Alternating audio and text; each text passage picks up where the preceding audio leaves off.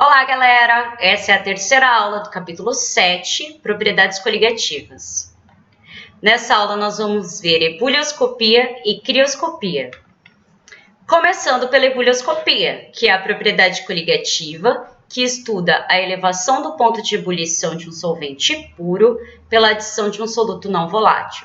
Então, aqui a gente vai estudar como é que nós aumentamos a temperatura de ebulição da água, por exemplo, adicionando um soluto não volátil, que pode ser o sal ou o açúcar. Para isso, nós precisamos entender como é que funciona a ebulição. O que é ebulição? Ebulição é a passagem do estado líquido para o estado gasoso ou para o estado de vapor. Isso é um fenômeno físico, que é reversível também. A água pode voltar do estado gasoso para o estado líquido. E é um fenômeno endotérmico, isso é muito importante. O que é ser endotérmico? É um fenômeno que acontece com absorção de energia na forma de calor. Então, para que esse fenômeno aconteça, o nosso líquido precisa absorver calor, precisa absorver energia.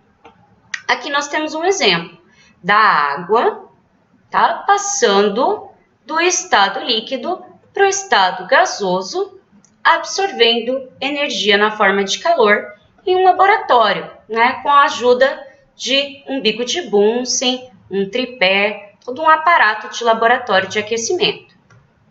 Como é que está acontecendo essa ebulição? A água, ela absorve energia aqui da chama e vão se formando essas bolinhas.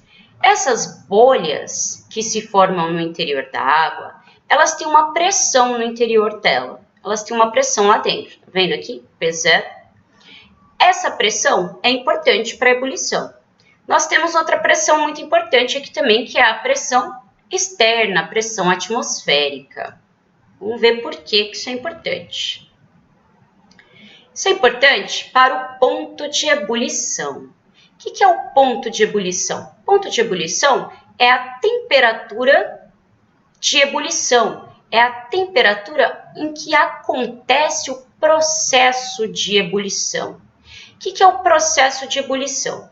O processo de ebulição é o processo onde essas bolhas, onde essa água, onde a pressão interna dessas bolhas que se formam no interior do nosso líquido, ele se torna maior do que a pressão externa e isso faz com que essas moléculas saiam, passem para o estado de vapor em uma velocidade grande, relativamente grande. Então, vamos ver aqui. Ó, nós temos a água em uma temperatura de 50 graus. Temperatura de 50 graus, a água não está em ebulição, está começando o aquecimento, então eu já tenho algumas bolinhas se formando lá dentro, tá? Mas ela não está em ebulição ainda. Quando a temperatura chega a 80 graus, eu tenho a formação das primeiras bolhas e essas bolhas começam a se movimentar lá dentro da água. Só que a pressão dentro dessas bolhas, elas são menores, a pressão é menor que 1 atm.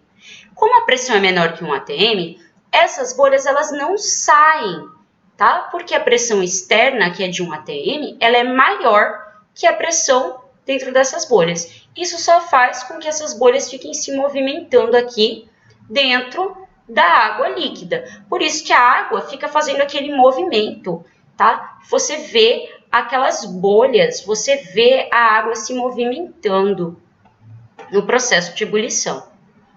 Quando a água atinge a temperatura de 100 graus, que é o ponto de ebulição, as bolhas, tá? A pressão dentro das bolhas, ela se torna igual ou maior que a pressão externa de 1 atm.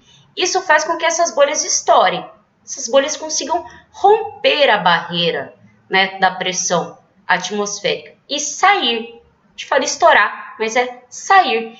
E a água passa para o estado de vapor. A água sai, certo? Esse é o processo de ebulição. E isso é ebulição. Mas a ebullioscopia não estuda a ebulição. Ela estuda o que acontece quando a gente adiciona um soluto não volátil. O que acontece com a ebulição quando a gente adiciona um soluto não volátil?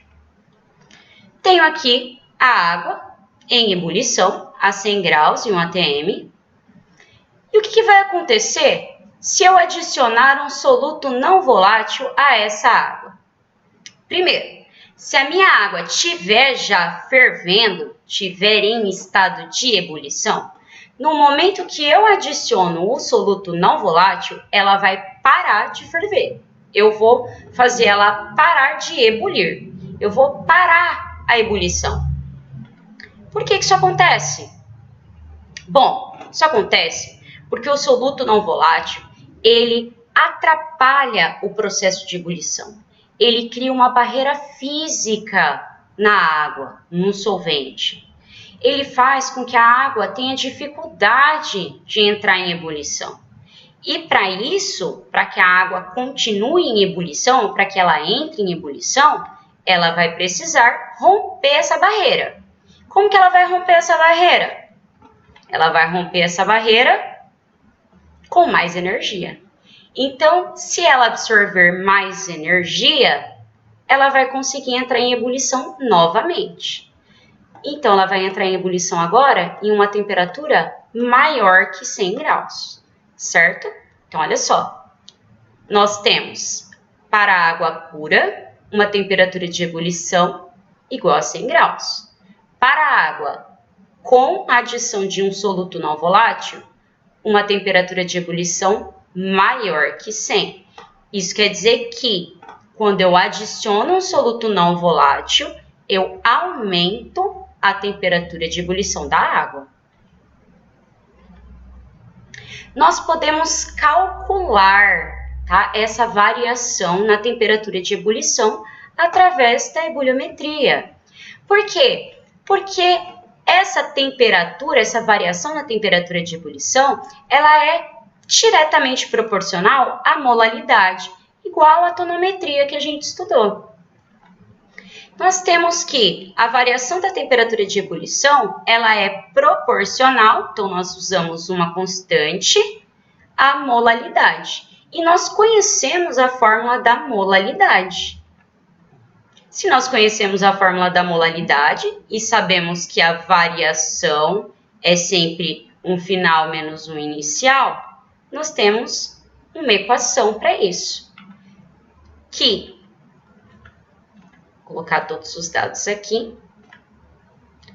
Essa equação 12 aqui, traz para a gente que a temperatura de ebulição do solvente na solução menos a temperatura de ebulição do solvente puro vai ser igual a constante ebuliométrica vezes a fórmula da molaridade, que é igual a 1000 vezes M1, que é a massa do soluto, dividido por M1, que é a massa molar do soluto, vezes o M2, que é a massa do solvente.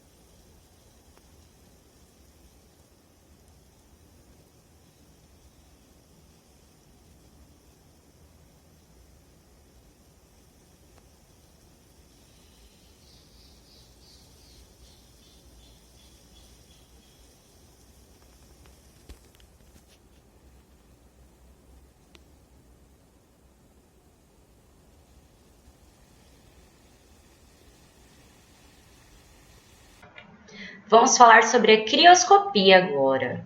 A crioscopia é a propriedade coligativa que estuda a diminuição do ponto de congelamento ou de cristalização de um solvente puro pela adição de um soluto não volátil. Então, ela vai estudar a diminuição do ponto de fusão. Então, vamos ver o que é ponto de fusão. Bom, a fusão é a passagem do estado líquido para o estado sólido. Então, a fusão, ela é a cristalização, ela é o congelamento, tá, de um solvente. A fusão, ela acontece para a água a temperatura de 0 graus. E ela é um fenômeno físico exotérmico, ou seja, ela acontece liberando energia na forma de calor. Por isso que para a gente congelar a água, a gente precisa colocar no congelador, para que ela perca energia na forma de calor. A água, as moléculas precisam liberar calor para passar do estado líquido para o estado sólido. E o que acontece quando a gente adiciona um soluto não volátil nesse nosso solvente e tentamos congelar ele?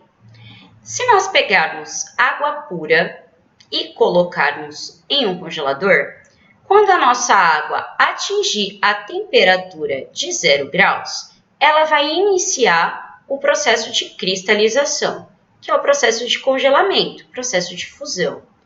E até que toda essa água líquida esteja congelada, tá? Esteja sólida, ela vai manter essa temperatura de 0 graus.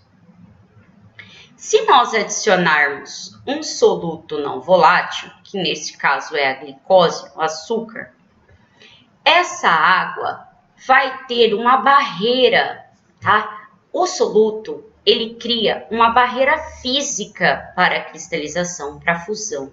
Ele atrapalha a água, ele atrapalha o solvente de se cristalizar. Ele atrapalha o processo de solidificação, de cristalização do solvente. Isso faz com que o meu solvente precise perder muito mais energia, precise perder mais calor para conseguir cristalizar. Então, ele vai precisar de uma temperatura menor do que a que ele tinha anteriormente para se cristalizar. Então, se a água solidificava a 0 graus, agora ela vai precisar de uma temperatura menor para congelar.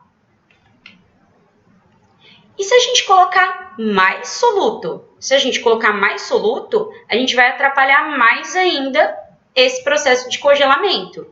Então, vamos precisar de uma temperatura menor ainda. Quanto maior for a barreira física que eu crio, maior é a propriedade coligativa. Ou seja, maior é o efeito coligativo que eu estou causando.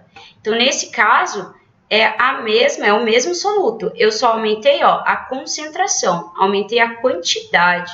Então, eu estou fazendo com que aquela água tenha mais dificuldade ainda de se congelar. Por isso que ela precisa de uma temperatura menor ainda. Precisa perder mais energia na forma de calor para conseguir congelar.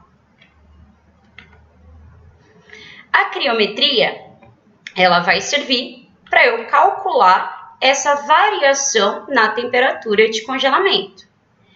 Também, a equação é muito parecida com a equação da ebuliometria e da tonometria. Igualzinha, na verdade, né? O que muda é só que agora é para temperatura de congelamento e vai ser usada a constante crioscópica ou criométrica, certo? Então, eu tenho aqui, a temperatura de congelamento ou ponto de fusão do solvente puro, menos a temperatura de congelamento ou ponto de fusão do solvente na solução, vai ser igual a constante criométrica vezes 1000 vezes M1, massa do soluto, dividido por M1, que é a massa molar do soluto, vezes M2, que é a massa do solvente. Isso aqui é a molaridade. Então, quer dizer, a criometria, nessa variação, também é diretamente proporcional à molaridade.